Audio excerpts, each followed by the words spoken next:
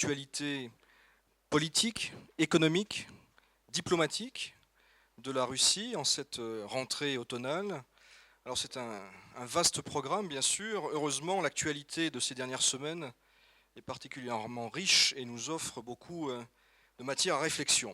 Alors je vais commencer par la situation politique intérieure, quels sont les événements, les tendances qui me paraissent importants et qui retiennent mon attention. Quatre points. Le premier, bien sûr, la démission ou le renvoi de M. Yakounine de la présidence des chemins de fer russes. C'est assurément un événement important en soi, c'est aussi, je pense, un événement important parce qu'il annonce peut-être un phénomène plus large, une tendance plus importante de renouvellement au sein des milieux économiques russes. C'est important parce que M. Yakounine faisait partie, je pense qu'on peut employer le passé du premier cercle du président, c'est important au vu du caractère stratégique de l'entreprise qu'il dirigeait. Quelles sont les raisons et surtout quels sont les messages qui, de mon point de vue, sont envoyés? Je pense que le message est double. Le premier, c'est que personne n'est intouchable. Et le deuxième, peut-être le principal, c'est que le temps des rallonges budgétaires illimités est terminé et que dans le contexte économique incertain, sur lequel je reviendrai un peu plus tard, l'État russe est obligé de compter les sous. C'est important en soi, c'est important, je le disais, peut-être aussi parce que ça annonce d'autres mouvements du même style, une tendance peut-être de renouvellement. On a noté d'autres démissions, d'autres changements à la tête de compagnies publiques, dans le secteur électrique en particulier. Il y a aussi d'insistantes rumeurs sur un possible départ d'un autre très proche du président russe, le patron des douanes. Et donc ce qu'il faudra voir, suivre, c'est si l'on n'assiste pas finalement à l'émergence d'une nouvelle élite pour la suite de la présidence Poutine. Deuxième événement, deuxième moment qui a attiré mon attention, c'est bien sûr la résurrection mise en scène lors d'une séance sportive et de thé du Premier ministre Medvedev. C'est un événement assez inattendu de mon point de vue en tout cas. On sait tous, et on l'a vu, on l'a vécu, que le Premier ministre russe Medvedev depuis 3 ans était plutôt marginalisé, il a été parfois maltraité, son entourage aussi. On a assisté à une œuvre de détricotage de ce qu'il avait fait, ou d'une partie de ce qu'il avait fait entre 2009 et 2011. Alors qu'est-ce que ça veut dire? Comment l'interpréter? Je ne crois pas intuitivement au retour de ce qu'on a appelé le tandem Poutine-Medvedev. En revanche, cela veut sans doute dire que Medvedev a vocation à rester jusqu'à la fin de la mandature, jusqu'à fin 2016, jusqu'aux législatives, et qu'il a vocation à rester dans le paysage après, peut-être à la présidence de la Douma. On sait en tout cas que Medvedev conduira la liste Russie unie aux législatives de septembre prochain. Peut-être aussi que le gouvernement, dans le contexte économique actuel, va retrouver certaines marges de manœuvre sur les dossiers économiques, et en particulier dans la gestion des grands groupes publics que j'évoquais précédemment. Troisième dossier intéressant, important et pour le coup très récent, ce sont les élections qui ont eu lieu dimanche, c'est-à-dire avant-hier. Élections locales, régionales, avec beaucoup de scrutins, élections de gouverneurs, élections d'assemblées régionales, parfois de maires. Alors, bon, le scénario était plutôt prévisible, mais en même temps pas inintéressant. On sait que le Kremlin avait pris les devants en limogeant un certain nombre de gouverneurs, en nommant de nouveaux, et en les soumettant au suffrage universel donc dimanche dernier. Il y avait quelques régions, 5 en tout cas, où les choses n'étaient pas jouées, en particulier en Sibérie, en Extrême-Orient. Finalement, dans une seule région aura lieu un deuxième tour, dans la région d'Irkoutsk. Quels enseignements peut-on tirer de ces élections, qui sont très diverses encore une fois? C'est que finalement, le Parti communiste est peut-être le principal danger et la principale surprise pour le régime actuel. Alors avec une grande ambiguïté, bien sûr une grande ambivalence. On sait que le Parti communiste fait partie de l'opposition dite intrasystème, qu'elle est cooptée, qu'il y a des lignes rouges que le Parti communiste ne franchit pas, que le Parti communiste ne s'oppose pas à Vladimir Poutine en politique étrangère, mais localement, et dans beaucoup de régions, le Parti communiste fait la preuve d'une réelle structuration. C'est un vrai parti, c'est peut-être le seul vrai parti de Russie en réalité, avec une organisation, une idéologie, et parfois des candidats respectés localement. Et quand vous avez cette conjonction-là, ça peut donner des résultats assez inquiétants pour Russie unie. Quelques mots sur Kostroma, dont on a beaucoup parlé dans la presse occidentale. C'est la seule région où l'opposition dite hors système a pu se présenter, avec un résultat, avec une forte pression, il faut le dire, une pression plus importante que celle de 2013, que celle des scrutins à Moscou et à Ekaterinbourg. Même sans cette forte pression qui est absolument indéniable, il est douteux que, à Kostroma en tout cas, cette opposition aurait franchi 5%. Pour beaucoup de raisons, des raisons sociologiques. Également, un facteur qui est sans doute sous-estimé par l'opposition hors système, c'est que les gens en région supportent assez mal l'arrivée de moscovites venant leur faire la leçon. En tout cas, c'est ce qu'on nous dit. Est-ce que ces scrutins peuvent être une répétition générale ou peuvent nous donner des enseignements pour les prochaines élections législatives donc de septembre prochain? Oui et non. On devine en pressant que le scrutin de septembre 2016 ne sera pas un scrutin facile pour le pouvoir, pour Russie unie, et donc pas un scrutin facile pour Dmitri Medvedev qui conduira cette liste. Il est possible, il est même très probable en réalité, que malgré le nouveau mode de scrutin qui est plus favorable au pouvoir, parce que je rappelle que la moitié des députés seront désignés en circonscription au vote uninominal à un tour, malgré tout, le Russie unie ne dispose pas de majorité absolue. Enfin, on verra. Quatrième point, qui est plus une impression, enfin un ensemble d'impressions sur la société, sur l'état d'esprit des Russes en cette rentrée, tel que mesuré en tout cas dans les sondages effectués par les grands centres moscovites. Premier point, qui peut paraître toujours étonnant, mais qui est bien réel, c'est un taux de soutien, un taux d'approbation en tout cas de l'action du président qui reste très élevé, à 86%. Ce qui est intéressant aussi, c'est de voir que les préoccupations de la population évoluent, avec, sans surprise, une montée dans l'ordre des préoccupations des questions sociales, de l'inflation en particulier. La population russe, c'est certainement pas un scoop, commence à ressentir assez durement les effets de la crise. Enfin, probablement un effet Crimée dans les esprits qui commence à s'estomper.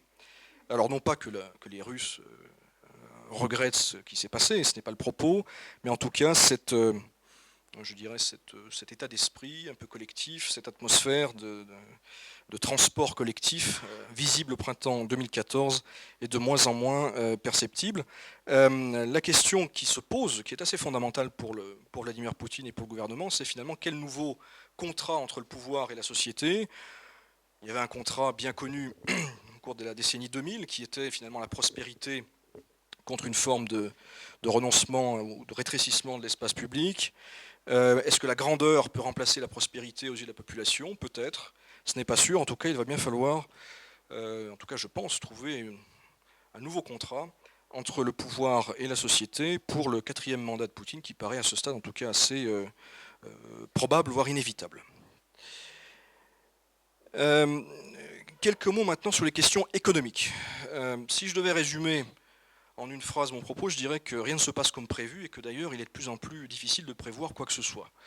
Alors, au mois d'août, enfin en juillet et en août, plusieurs statistiques sont tombées et ont confirmé, voire sont allées plus loin que ce qu'on supposait. Je ne vais pas vous assommer de chiffres, mais il faut mentionner la production industrielle, les investissements qui reculent de 4%, de 8%, le PIB qui a reculé de 4,6% au deuxième trimestre, et surtout, et c'est là sans doute l'indicateur le plus important pour nous tous, c'est la baisse des revenus réels de plus de 3% sur le premier semestre. Donc un faisceau de chiffres pas bons, voire pas bons du tout. Il y a ensuite ce qui s'est passé au mois d'août, et vous l'avez vécu sans doute, sauf pour ceux qui étaient en vacances en France, c'est l'affaiblissement, le nouvel affaiblissement du rouble, consécutif et symétrique en réalité à l'affaiblissement des cours du pétrole. Pourquoi c'est important? Parce que ça a mis finalement en évidence la fragilité de la conjoncture économique russe, mais aussi le caractère tout à fait prématuré de ce soulagement qu'on avait perçu, nous tous, entre février et juin, après la stabilisation des prix du pétrole à un niveau assez élevé, en tout cas autour de 60, et du rouble aussi à 60 pour 1 euro. Tout ça a été un peu hâtif, un peu prématuré. Et cette rechute, ce nouveau glissement du mois d'août, change un petit peu la donne et change les perspectives. Elle change les perspectives pour 2015. Les hypothèses désormais communément admises, c'est moins 3,5, moins 4 de PIB. Je rappelle que jusqu'au mois de juin, le gouvernement tablait plutôt sur moins 2,8, ce qui n'est pas la même chose, c'est pas la même ordre de grandeur. Et surtout, la question maintenant, c'est 2016 et la suite. Et il y a une vraie interrogation sur, il y a un vrai doute sur la possibilité d'un rebond, qu'il soit vif ou modéré en 2016, voire en 2017. Et ça, c'est assez nouveau. Alors là aussi, il faut faire la part des choses.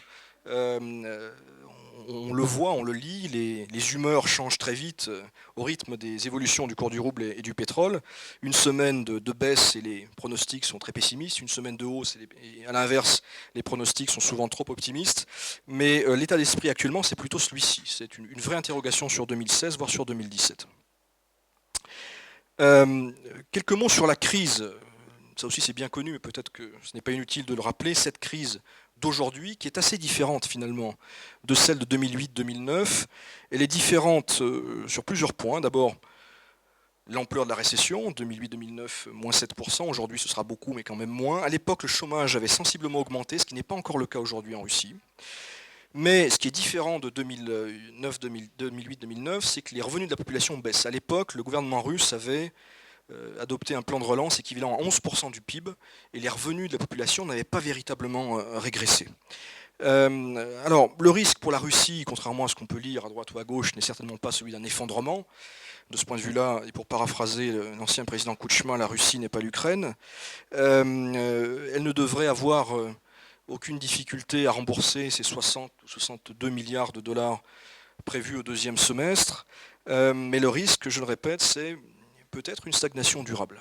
Surtout qu'il ne s'agit plus seulement d'un problème russe ou d'un problème hérité, je dirais, de la crise ukrainienne, mais on voit qu'il y a beaucoup de nouvelles incertitudes extérieures, comme la Chine, problème, en tout cas, facteurs sur lesquels la Russie n'a pas de prise. Et dans ce contexte, le plus probable, et on le voit déjà, c'est que l'on assiste à des débats assez vifs et de plus en plus vifs entre différentes écoles de pensée économique, avec d'un côté des gens favorables à des options plus dirigistes, plus protectionnistes, et on a vu ces jours-ci que l'un des conseillers du président, M. Glaziev, montait au créneau avec de telles idées, et de l'autre côté, sans surprise, l'aile libérale avec les Koudrine, les Greff et les autres, qui vont militer pour un retour à ce que j'appelle Poutine 1, c'est-à-dire ce premier mandat Poutine, finalement, qui était finalement un mandat très réformateur au plan économique. De mon point de vue, mais j'espère me tromper, le scénario le plus probable dans ce contexte déjà électoral, et électoral pour longtemps, parce qu'il y a des élections législatives en septembre prochain, mais les présidentielles ne sont prévues qu'en mars 2018. Le plus probable et le scénario le plus défavorable serait qu'il ne se passe rien finalement pendant ces 3 ans, et que le président russe botte en touche en attendant la fin du cycle électoral.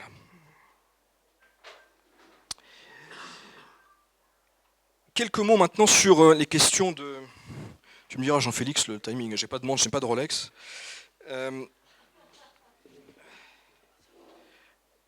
Quelques mots de politique étrangère. Il y a je dirais des éléments évidemment de continuité avec ce qu'on a observé depuis le début de la crise ukrainienne.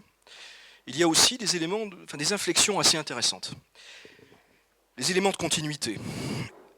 Premièrement, le renforcement de ce que j'appellerais le vecteur non occidental de la politique étrangère russe.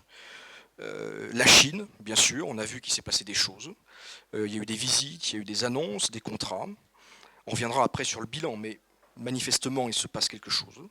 Les BRICS, avec ce sommet d'Oufa, qui était évidemment beaucoup plus qu'un sommet protocolaire, c'est un sommet de confirmation du précédent sommet qui s'était tenu au Brésil et qui avait jeté les bases d'institutions financières alternatives finalement, ou en tout cas très complémentaires des institutions financières héritées de Bretton Woods. Mais ce sont aussi d'autres pays comme la Turquie, l'Iran, la Corée du Sud, avec lesquels la Russie, dans ce contexte de crise forte avec l'Occident, a, au cours des 18 derniers mois, cherché à renforcer ses coopérations économiques, mais pas seulement. Et donc ce vecteur non occidental, il est important, de plus en plus important, et à mon avis, il a vocation à rester assez haut, indépendamment de l'issue de la crise ukrainienne et de la normalisation souhaitable et probable, je l'espère, avec l'Union européenne. Alors, pour ce qui est des résultats de ce vecteur non occidental, je lis des évaluations très diamétralement opposées. Pour faire court, il y a les sceptiques, surtout vis-à-vis de la Chine. Les gens qui disent tout ça, c'est de la rhétorique, il ne se passe rien. Et d'ailleurs, regardez les chiffres du commerce extérieur, moins 29%, tout ça c'est du bluff. Et j'entends d'autres qui disent au contraire, on change d'échelle. Bon. Pour ma part, je pense qu'il faut faire la part des choses entre l'instant immédiat, les statistiques de cette année, qui résultent aussi bien de la crise russe que des incertitudes chinoises. Moi, je considère personnellement que Russie et Chine, indépendamment des arrière-pensées, du contexte stratégique évident, jettent les bases de quelque chose malgré tout de nouveau, et que les projets d'infrastructure en particulier qui sont lancés ou qui sont annoncés et qui vont voir le jour changeront la donne sur le long terme à partir des années 2018, 2019, 2020, en tout cas à assez brève échéance. Deuxième élément de continuité, c'est l'affrontement, à mon avis, durable avec les États-Unis. Pourquoi ? Parce que l'anti-américanisme, ici, encore ce n'est pas un scoop, est assez structurant dans le discours et dans les schémas mentaux, et qu'à Washington, la russophobie, ou en tout cas l'hostilité à la Russie fait très largement consensus, aussi bien chez les républicains que chez les démocrates. Il y a un élément récent qui, personnellement, m'interpelle beaucoup et qui est passé un peu inaperçu dans la presse occidentale, ce sont les sanctions adoptées à la mi-août, nouvelles sanctions supplémentaires adoptées non pas contre une société, mais contre un gisement, un projet à Sakhaline. Et c'est intéressant pourquoi, un peu inquiétant pourquoi, parce que c'est tout à fait déconnecté de la situation dans le Donbass. C'est-à-dire que ça ouvre la voie, très clairement il s'agit de dissuader les entreprises européennes, et en l'occurrence Shell, de développer de nouvelles relations avec Gazprom, et ça ouvre la voie à des sanctions qui sont, encore une fois, totalement déconnectées de l'évolution sur le terrain dans le Donbass. Alors, ceci dit, il y a quand même une inconnue de taille, qui est une inconnue pour tout le monde, y compris pour moi, mais je crois comprendre qu'à Moscou, on commence à réfléchir sérieusement désormais à l'hypothèse Trump, qui serait quelque chose de, pour le coup, de totalement imprévisible, et en tout cas qui n'entre pas dans les schémas de l'establishment républicain et démocrate traditionnel. Donc il y a un élément de surprise qui commence à être, encore une fois, une hypothèse de travail et qui, pour le coup, ouvrirait la voie, me semble-t-il, à des choses assez imprévisibles, peut-être positives d'ailleurs, pour les relations russo-américaines. C'est à confirmer et à voir. Les inflexions maintenant, sur l'Ukraine tout d'abord. Et c'est évidemment très important puisque nous sommes, nous, Français, ici présents en tout cas, entreprises françaises, nous subissons les conséquences de la crise ukrainienne. Il me semble que la Russie, de façon plus évidente, joue le jeu sur Minsk II. On a vu que certains leaders réfractaires à ces accords avaient été évincés sans ménagement excessif, probablement sur instruction de Moscou il n'y a pas très longtemps. Pourquoi cette inflexion ? Ce que je perçois être une inflexion, peut-être fondamentalement parce que les accords de Minsk II, tels qu'ils sont libellés, sont globalement favorables à la Russie. Je rappelle fondamentalement, ils traduisent un rapport de force militaire à la mi-février 2015 qui était fondamentalement défavorable à l'Ukraine. Il y a aussi la volonté, me semble-t-il, de ne pas apparaître comme la partie qui ferait échouer le processus de paix. Une volonté aussi, je dirais, de se dépatouiller de ce dossier qui lui coûte cher à tous égards, au plan économique, mais pas seulement. Donc des signaux à confirmer, mais qui paraissent, qui sont plutôt encourageants. Deuxième inflexion majeure dont on parle beaucoup ces derniers temps, c'est évidemment ce qui se passe autour de la Syrie, les grandes manœuvres russes au Moyen-Orient. C'est un dossier à la fois nouveau et ancien. Il y a deux étapes de mon point de vue. Il y a d'abord un projet russe de constituer une coalition antiterroriste, anti-Daesh, qui sera sans doute au cœur du discours de Vladimir Poutine à la fin du mois à l'Assemblée générale de l'ONU. Il y a eu un premier temps qui était les discussions avec les monarchies ou les pays, enfin oui, les monarchies et les pays sunnites du Moyen-Orient. Il y a eu, je le rappelle, c'était important, la visite du ministre saoudien de la Défense à Saint-Pétersbourg fin juin. Il y a eu, lors du salon Max en août, des discussions au plus haut niveau avec les souverains saoudiens, avec le prince héritier des Émirats arabes et avec le président égyptien. Et puis en parallèle, il y a la Syrie elle-même avec, semble-t-il, une montée en puissance du dispositif russe. Alors il y a des choses que l'on sait, puis il y a des choses que l'on ne sait pas. Ce que l'on sait, ou ce qui est à peu près certain, c'est qu'il se passe des choses. C'est qu'il y a des livraisons d'armes plus importantes que ces 18 derniers mois. Il y a un trafic maritime aérien plus important, plus fréquent que ces derniers mois. Ce que l'on ne sait pas, c'est en tout cas à ce stade, parce que moi je ne le sais pas, c'est l'ampleur de ce changement et s'il y a changement de mission ou pas des militaires russes sur place, militaires russes qui, je le rappelle, sont présents en Syrie depuis plusieurs décennies. La question étant, est-ce qu'ils participent au combat, est-ce qu'ils ont vocation à participer au combat à terre ou dans le cadre de frappes aériennes ou pas. Pour l'instant, on n'a pas beaucoup d'éléments tangibles. Pour ce qui est des objectifs de la Russie sur le dossier syrien, là aussi, il y a beaucoup plus de questions que de certitudes. Bon, on a quand même quelques idées sur la question. Très clairement, la Russie ne souhaite pas laisser perdre Assad militairement, ce qui serait désastreux en termes d'image pour la Russie au Moyen-Orient. Il y a très clairement une volonté de faire bouger les lignes au Moyen-Orient en se rapprochant, en essayant d'infléchir les positions des Saoudiens et de leurs alliés.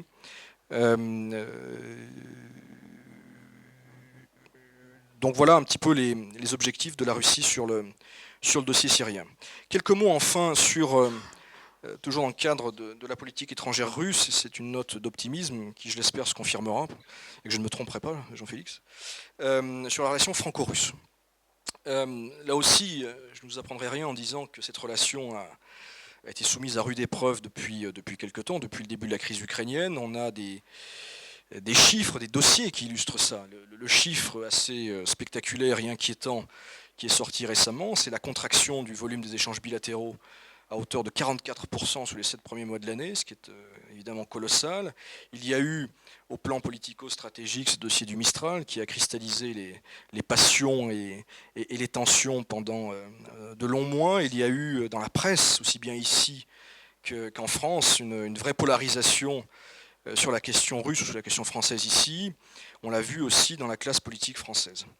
Et le risque, c'était de voir cette relation bilatérale qui avait connu un essor spectaculaire entre 2008 et 2012, finalement faire un grand bond en arrière. Alors, est-ce qu'on assiste à un retournement ou pas? Je serais prudent.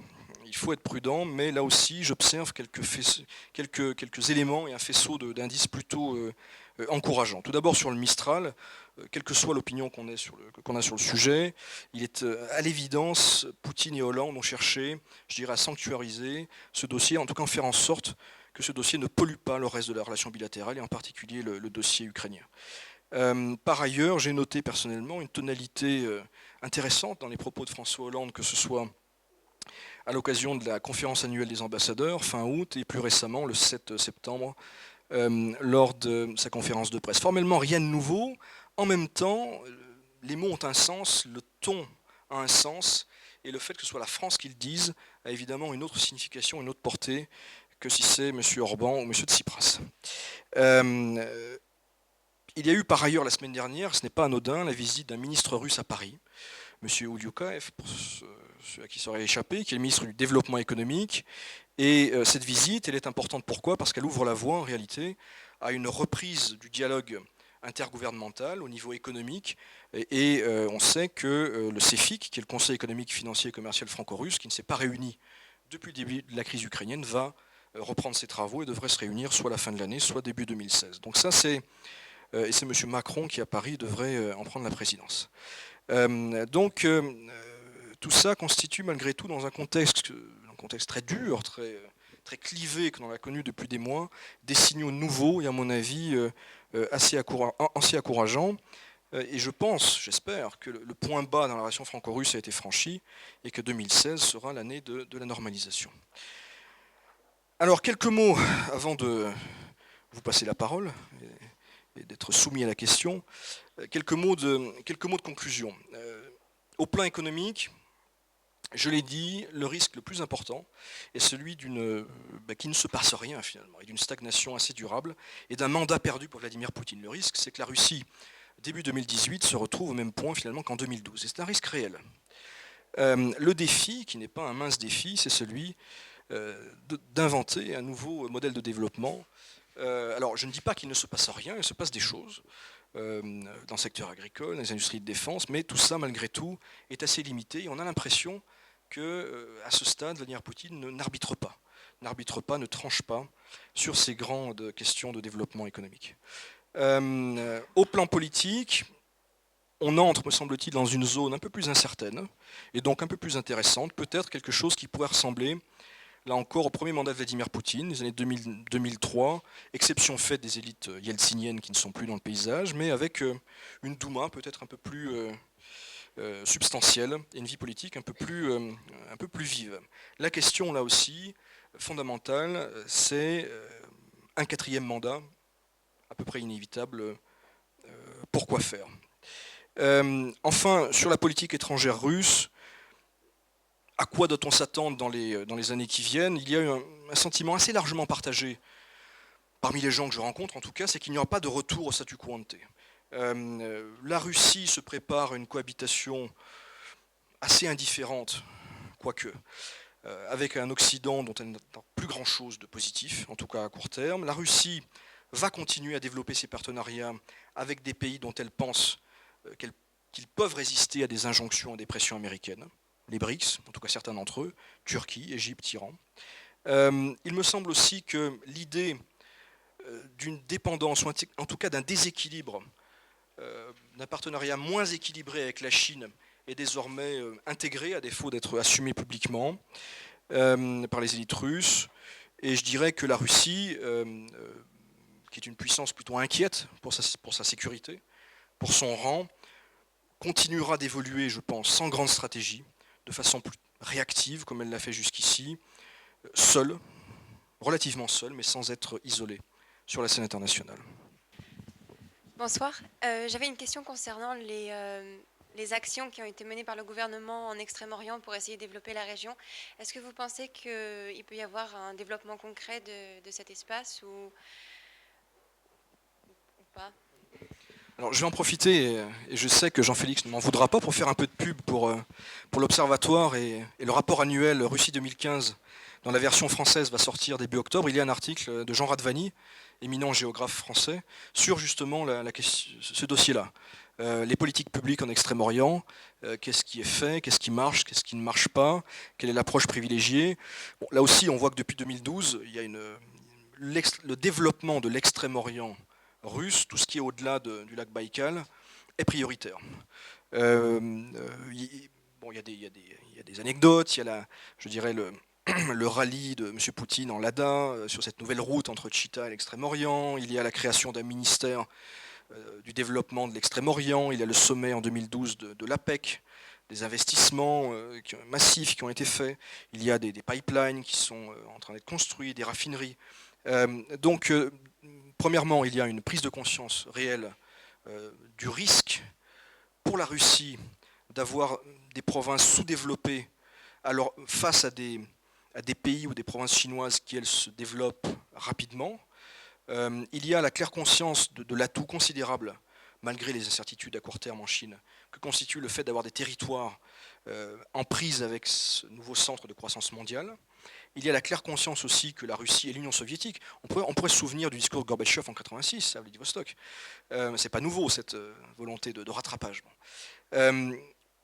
Après, qu'est-ce qui fonctionne, qu'est-ce qui ne fonctionne pas ? Bon, récemment, il y a aussi les zones de développement prioritaires. Qu'est-ce qui fonctionne, qui ne fonctionne pas ? D'abord, Vladivostok, il faut dire les choses comme elles sont, il y a eu beaucoup de pertes en ligne. C'est-à-dire qu'il y avait beaucoup d'argent public en 2012, il y a beaucoup de choses qui ont été construites. Les gens qui sont allés sur place me disent qu'il y a quand même des doutes sur la qualité de certaines infrastructures. Et de la vie générale, on aurait pu faire plus avec l'argent dépensé. C'est le premier point. Mais là encore, ce n'est pas nouveau en Russie. La question, c'est est-ce que ces programmes, notamment les TOR, territoria опережающего развития. Est-ce que ça peut prendre ou pas? Quelle est la cohérence de tout ça? On observe que dans chacune de ces zones d'attractivité prioritaire, il y a un grand groupe public qui sert d'ancrage, comme Somolsk, c'est Sukhoi, ça peut être Rosneft et des chantiers navals. Il y a de l'argent public malgré la crise. La question, c'est est-ce que ça crée un tissu économique autour? Est-ce que ça crée un écosystème? Et là, ça renvoie à une réalité, parmi les réalités les plus inquiétantes, en tout cas celle qui interpelle le plus, c'est la faiblesse des PME, PMI en Russie. Est-ce que ces territoires peuvent, avec des programmes d'en haut, est-ce que ces programmes d'en haut peuvent impulser une logique de développement? Peut-être. Je crois que personne n'a de réponse. En tout cas, il y a une volonté politique, il y a encore de l'argent, malgré tout, c'est prioritaire. Il y a un vice-premier ministre, M. Troutnev, qui peut avoir des idées parfois un peu bizarres, comme la distribution d'un hectare par personne. Ça rappelle un peu le 19e siècle, mais c'est quelqu'un qui, malgré tout, connaît l'économie, connaît l'industrie, a du poids à Moscou, donc ça c'est plutôt encourageant, mais je dirais qu'il faudra voir dans 2-3 ans. On n'a pas de réponse aujourd'hui sur ce qui est réel ou pas réel. Juste un retour sur la question de la popularité de Vladimir Poutine. On sait qu'elle est bien plus grande que Russie Unie pour les citoyens russes, mais est-ce que vraiment, quelle confiance on peut faire à ces sondages? Est-ce qu'il n'y a pas le risque de cette fameuse phrase « Poutine c'est la Russie c'est Poutine » et aussi des amalgames entre la Russie, les Russes et le gouvernement russe? Est-ce qu'on peut croire vraiment qu'on est à 86%? Oui, enfin en tout cas les instituts, il y en a 3 qui comptent. L'Institut Levada, le FTSIOM, le FOM, sont des gens sérieux. Et ils arrivent tous au même chiffre. Le FTSIOM est réputé plus proche du pouvoir, Levada est plus proche de l'opposition, mais ils arrivent au même résultat selon les mêmes méthodes. Après, est-ce que c'est un soutien actif? C'est un soutien par défaut? Là, on entre dans l'interprétation, l'absence d'alternative. Est-ce que ça veut dire que 86% des gens sont prêts à défendre le régime en cas de problème? Pas certain. Aujourd'hui, c'est un taux d'approbation de l'action du président. C'est pas rien non plus.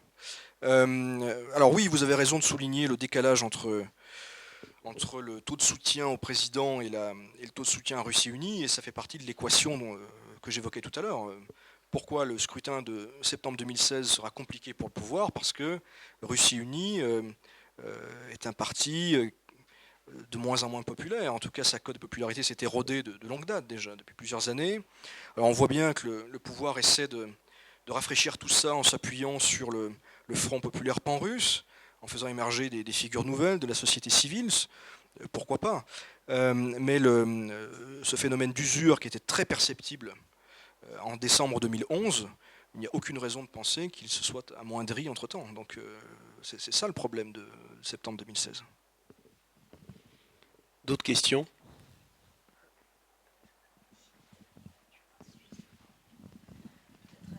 Un peu de polémique, Arnaud.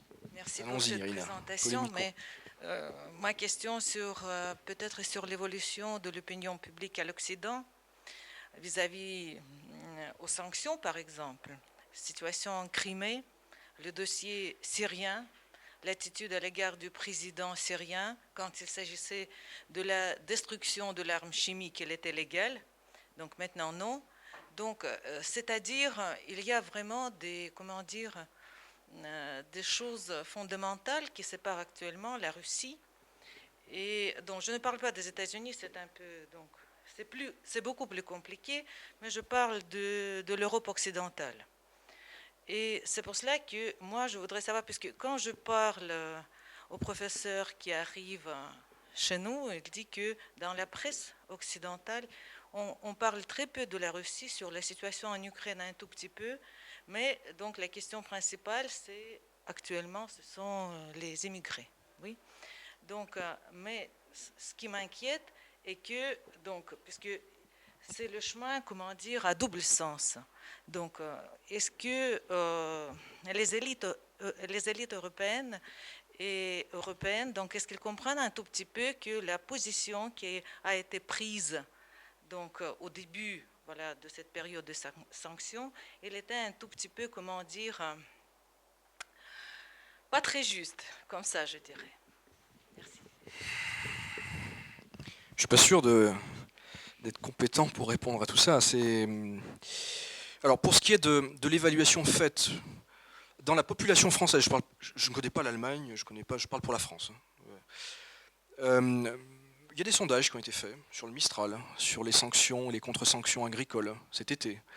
Les Français, entre 2 tiers et 3 quarts, sont favorables à une levée des sanctions, étaient favorables à la livraison des Mistral. Je dirais une sorte de bon sens populaire, économique. Les gens ne comprennent pas finalement que quand un pays a autant de chômage et un déficit du commerce extérieur aussi colossal, ils se permettent ou ils décident ils prennent de telles décisions. Ça, c'est le ressenti, encore une fois, qui a été mesuré au moins par 2 sondages. J'ai le souvenir d'un sondage dans Le Point et un autre. Donc ce ne sont pas des impressions empiriques subjectives, ça a été quantifié. J'ajouterais qu'en France, vous le savez, les manifestations d'agriculteurs, la FNSEA en particulier, sont très sensibles pour tous les gouvernements. Pour ce qui est des élites et des décideurs, là, d'abord il y a des gens plus qualifiés, des fonctionnaires de l'État français dans la salle. Moi, au sein de la classe politique, il me semble, et dans la presse, il me semble voir effectivement non pas un début d'autocritique, pour reprendre un terme stalinien, mais je dirais les gens commencent à voir les choses de façon plus nuancée, parce que les choses sont plus nuancées. En Ukraine, les responsabilités sont très partagées. Et il me semble que l'approche parfois manichéenne qui était très présente dans les médias français, occidentaux, certains en tout cas, pas partout, cette approche-là fait moins recette. En tout cas, les gens y croient moins. Parce qu'il y a une réalité, il y a des réalités qui s'imposent. On est toujours rattrapé par la réalité. Pour ce qui est de la question des migrants, là, je dois avouer que je ne suis pas un spécialiste de la question. Je peux réagir en tant que citoyen français, et encore je vis ici, donc je suis un peu en décalage par rapport à... Je ne regarde pas la télévision française, je n'achète pas les journaux français, en tout cas tous les jours. Donc je ne suis pas sûr que mon avis et mes impressions aient beaucoup de valeur. En tout cas, ce que j'ai ressenti fin août, parce que j'étais en vacances en France, mais c'était avant, je dirais, que ça devienne central, c'est beaucoup d'inquiétude, effectivement. Les gens ne comprennent pas très bien ce qui se passe et ce qui va se passer. Mais encore une fois, c'est un sujet sur lequel je ne pense pas avoir beaucoup de valeur ajoutée. J'aimerais revenir sur le dossier syrien. Quelles, selon vous, pourraient être les conditions d'engagement massif militaire en Syrie de la part des Russes? Qu'est-ce que la Russie aurait à y gagner par rapport aux risques avec les pays occidentaux et les pays voisins au déclenchement d'une intervention massive? Ça dépend d'abord de ce que vous entendez par intervention massive. Des livraisons d'armes massives, elles ont lieu. Si c'est une intervention au sol, au-delà, je dirais, du gardiennage d'une base, par exemple, il y a un risque réel pour la Russie elle-même. Moi, vous savez, je crois que la grande hantise de tout dirigeant politique, que ce soit M. Hollande, M. Obama ou M. Poutine, le cas échéant, c'est de voir un de ses soldats capturé et décapité par Daesh, par exemple. Je ne sais pas très bien comment réagiraient les citoyens russes, le cas échéant.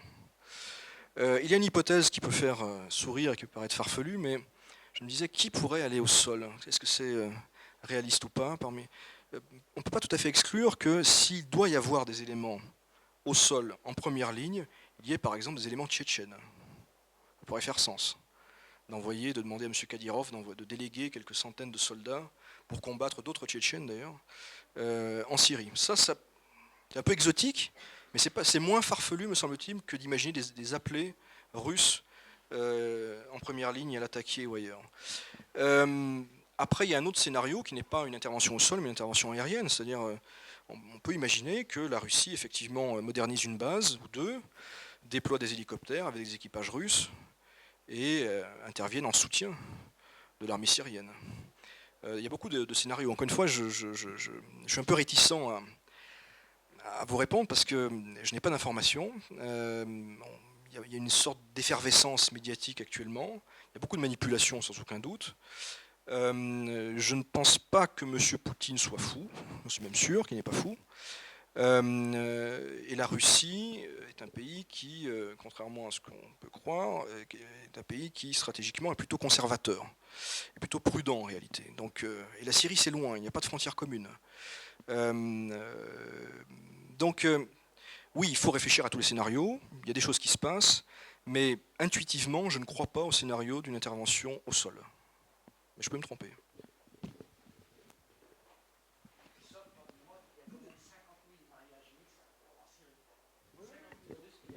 Oui, bien sûr, c'est pour ça les intérêts russes en Syrie, il y a c'est une vieille histoire, hein, depuis les années 60, il y a de très nombreux mariages mixtes, il y a un aspect plus religieux, la Russie de Poutine, je dirais, a repris le flambeau de la France et se pose souvent en protecteur des chrétiens d'Orient. Or, l'on sait que l'un des piliers, l'une des bases sociologiques électorales, enfin, les soutiens du régime d'Assad, ce sont les minorités, en particulier les minorités chrétiennes. Et on sait que d'ailleurs, ce sujet sera abordé lors de l'entretien entre Poutine et le pape en marge de l'Assemblée générale de l'ONU. Donc oui, bien sûr, ça fait partie aussi de l'équation. Bonsoir. Moi j'ai une question plus sur l'état de droit en fait. Comment est-ce que vous voyez l'évolution depuis 10 ans, on va dire, de l'état de droit en termes de risque, que ce soit pour le business ou pour le particulier? Et à votre avis, est-ce qu'on va avoir une évolution dans le bon sens dans les prochaines années? Parce que moi, il me semble que c'est pour moi vraiment le signe de l'évolution démocratique que tout le monde attend, enfin je pense, et qui est le plus intéressant pour tout le monde. Alors, là aussi, c'est un sujet vaste, et je dirais la réponse dépend du point de départ. Si vous dites 10 ans, donc ça nous ramène en 2005, on peut commencer en 2000, au début de la présidence Poutine, on peut remonter à 91. Moi, le point de départ dans ma réflexion sur cette question, je vous renvoie à une interview que j'ai accordée à La Croix vendredi. L'interview est en ligne, donc vous pourrez le lire, et j'ai répondu assez longuement à tout ça. Donc là, je vais faire une version un peu ramassée à l'oral, mais si l'on considère le point de départ en 86-87, début de la perestroïka et lancement des premières réformes gorbatcheviennes, il y a effectivement une avancée considérable. Avec, je pense, un âge d'or des libertés publiques qui ne se situe pas, c'est très subjectif, qui ne se situe pas aux années 90, mais en réalité à la fin des années 80. L'URSS finissante mais pas agonisante. C'est-à-dire après la 20e conférence du parti en 88 et avant, je dirais, l'effondrement de l'empire extérieur. Il y a un laps de temps, 1 an et demi, où l'URSS fonctionne à peu près normalement. Les gens ne font pas la queue dans les magasins. Les gens redécouvrent la littérature. Tous les tabous staliniens tombent. C'est ça, à mon avis. Il y a des élections en réalité libres au Soviet suprême. Je rappelle que siège notamment M. Sakharov. Je pense que c'est à ce moment-là que les choses sont les plus... je dirais que l'alignement des astres est le plus favorable. Ensuite, il y a les années 90, qui sont souvent présentées comme un âge d'or. En réalité, c'est une démocratie par défaut. C'est-à-dire c'est l'absence d'État, ou un État très faible, il y a des choses qui se développent, certaines positives, certaines moins positives. Vous savez, pour ce qui est du suffrage universel, alors là aussi, il faut être précis dans les termes, l'état de droit, ce n'est pas que les élections. Bon. Mais si on revient aux élections, qui est un moment important de la vie démocratique, les choses commencent à être viciées dès 93. Le ver entre dans le fruit en octobre 93 avec les chars qui bombardent le Parlement, et là-dessus l'Occident se tait, et ensuite les premières fraudes ont lieu au référendum du 12 décembre 93, non pas d'ailleurs sur les résultats, mais sur la participation, l'adoption de la nouvelle constitution. Ça commence à ce moment-là en réalité. Et puis après, il y a aussi un épisode un peu oublié, enfin, sauf par les Russes qui le connaissent bien, mais qui est le deuxième tour des élections présidentielles de 96. Peu de personnes sérieuses considèrent que le résultat officiel, les 14 points d'écart entre Yeltsin et Zyuganov, correspondent à la réalité. Alors après, la question c'est où on en est aujourd'hui, ce qui est tendance récente. En toute franchise, ce que j'observe depuis 2012, moi je mets le dernier tournant à 2012, c'est clairement un rétrécissement de l'espace démocratique, en réaction, ou en surréaction aux événements de l'hiver 2012. Il y a un changement de personnel politique autour de Vladimir Poutine. Il y a eu une grande peur, à tort ou à raison, après les manifestations de Moscou. Et ce à quoi on a assisté depuis, il faut le dire, c'est un certain nombre de lois qui ne vont pas dans le sens du progrès. Bon. Après, est-ce que c'est irréversible? Est-ce que ça va durer 1 an, 10 ans ou 100 ans? Je n'en sais absolument rien. Ce que je sais, en tout cas, ma conviction profonde, c'est que la Russie, en tout cas, je ne suis pas d'accord avec ceux qui affirment que la Russie est inéligible à la démocratie. Ça, je n'y crois pas.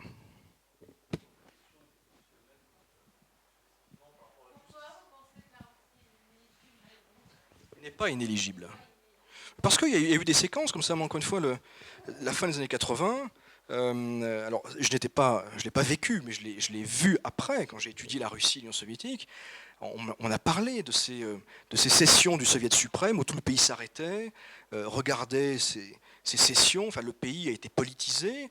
Les moscovites sont quand même sortis dans la rue en 91 pour contrecarrer le putsch. Donc, la Russie ne part pas de rien. Voilà ce que je peux vous répondre.